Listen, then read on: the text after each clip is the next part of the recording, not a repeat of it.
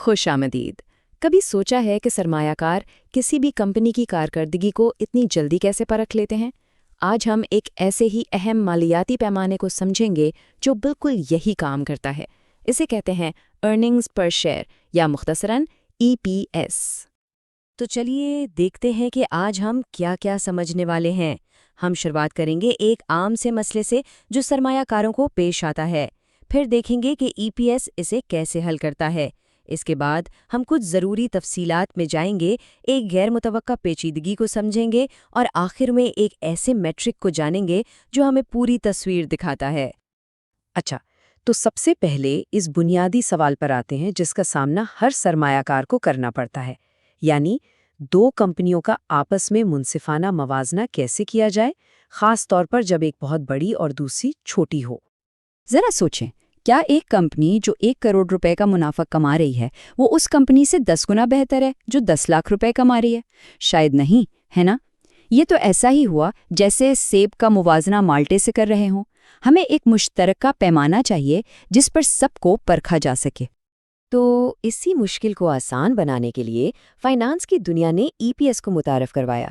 یہ ایک ایسا زبردست ٹول ہے جو ہمیں کمپنی کے سائز سے ہٹ کر اس کی اصل منافع بخش صلاحیت کو دیکھنے میں مدد دیتا ہے، جس سے موازنہ بہت آسان اور منصفانہ ہو جاتا ہے۔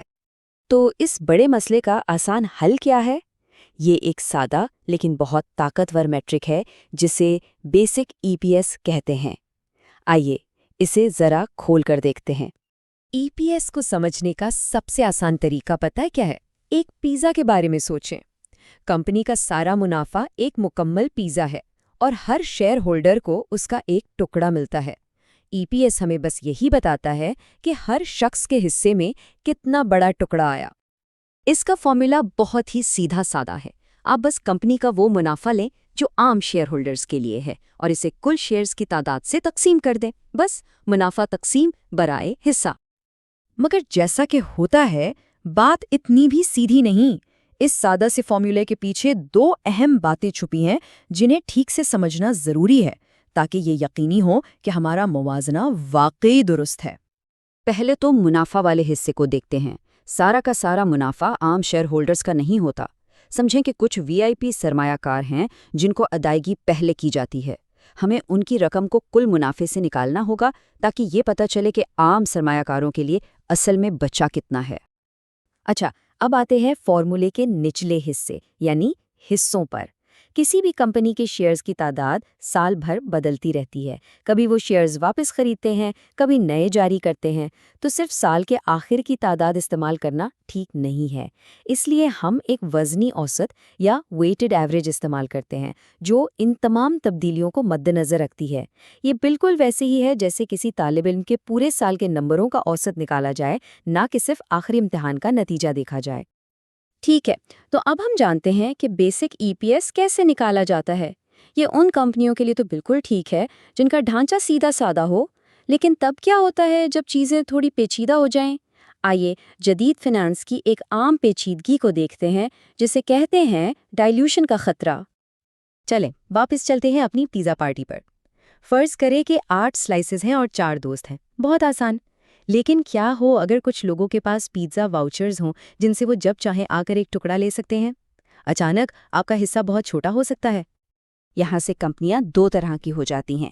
ایک وہ جن کا ڈھانچہ سادہ ہے، یعنی ان کے پاس صرف بنیادی شیئرز ہیں، اور دوسری وہ جن کا ڈھانچہ پیچیدہ ہے۔ ان میں اکثر ٹیک کمپنیاں یا نئے سٹارٹ اپس ہوتے ہیں جن کے پاس ایسی چیزیں ہوتی ہیں جو مستقبل میں شیئرز بن سکتی ہیں، جیسے کہ ملازمین کو دیے گئے اسٹاک آپشنز۔ یہی ممکنہ شیئرز اصل میں ہمارے پیزا واؤچرز ہیں۔ یہ وہ اسٹاک آپشنز یا دوسرے مالیاتی آلات ہیں جو اگر استعمال ہو جائیں تو مارکیٹ میں مزید شیئرز آ جاتے ہیں۔ اس سے ڈائلیوشن کا خطرہ پیدا ہوتا ہے، جو کہ صرف ایک مشکل سا لفظ ہے اس بات کے لیے کہ ہر کسی کا پیزا کا ٹکڑا چھوٹا ہو جائے گا۔ تو سرمایہ کار اس ممکنہ خطرے سے کیسے نمٹتے ہیں؟ اکاؤنٹنگ کے قوانین ایک دوسرے زیادہ محتاط میٹرک کا مطالبہ کرتے ہیں۔ اسے کہتے ہیں ڈائلیوٹڈ EPS۔ اسے آپ ایک طرح سے بدترین صورتحال کا نمبر سمجھ سکتے ہیں۔ یہ بالکل ایسا ہی ہے جیسے اپنے پیزا کے ٹکڑے کا سائز یہ سوچ کر نکالا جائے کہ ہر وہ شخص جسے ٹکڑے کا وعدہ کیا گیا تھا واقعی پارٹی میں آ جاتا ہے اور اپنا حصہ مانگتا ہے۔ اس بدترین صورتحال کو کیلکولیٹ کرنے کے لیے ہم فارمولے کے دونوں حصوں کو ایڈجسٹ کرتے ہیں۔ ہم حصوں کی تعداد ایسے بڑھا دیتے ہیں جیسے سارے ممکنہ شیئرز پہلے سے ہی موجود ہوں، اور کبھی کبھی ہم منافع کو بھی ایڈجسٹ کرتے ہیں تاکہ ان تبدیلیوں کا اثر ظاہر ہو سکے۔ اسٹاک آپشنز کے لیے ایک خاص طریقہ استعمال ہوتا ہے، اسے ٹریجری اسٹاک میتھڈ کہتے ہیں، لیکن نام یاد رکھنا ضروری نہیں۔ اصل خیال یہ ہے کہ کمپنی کو ملازمین سے اسٹاک آپشنز کے بدلے میں کچھ کیش ملتا ہے، پھر یہ مانا جاتا ہے کہ کمپنی اس کیش سے مارکیٹ سے اپنے کچھ شیئرز واپس خرید لیتی ہے۔ آخر میں جو نتیجہ نکلتا ہے وہ نئے شیئرز کی خالص تعداد ہوتی ہے جو مارکیٹ میں آتے ہیں۔ یہ بس ایک محتاط اندازہ لگانے کا طریقہ ہے۔ لیکن یہاں ایک بہت اہم اصول ہے، ہم صرف ان ممکنہ شیئرز کو شامل کرتے ہیں جو ای پی ایس کو کم کرتے ہیں۔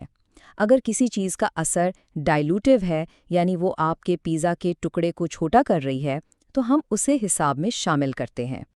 اس کے برعکس، اگر کوئی ممکنہ تبدیلی ای پی ایس کو بڑھا دے، یعنی آپ کے پیزا کا ٹکڑا بڑا ہو جائے، تو ہم اسے نظر انداز کر دیتے ہیں۔ کیوں؟ کیونکہ ڈائلوٹڈ ای پی ایس کا پورا مقصد ہی بدترین صورتحال دکھانا ہے۔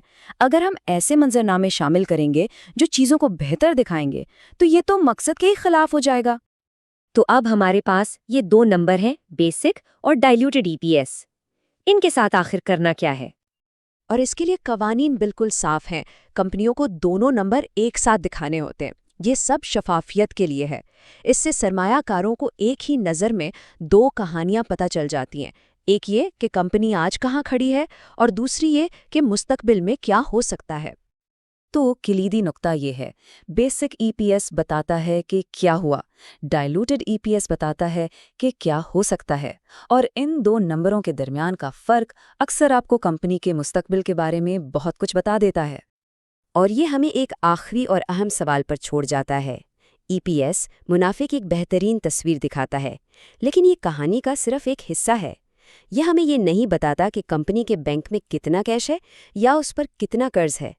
تو اگلا سوال ہمیشہ یہی ہونا چاہیے، ای پی ایس کے علاوہ ہمیں کمپنی کی صحت کی مکمل تصویر حاصل کرنے کے لیے اور کیا جاننے کی ضرورت ہے؟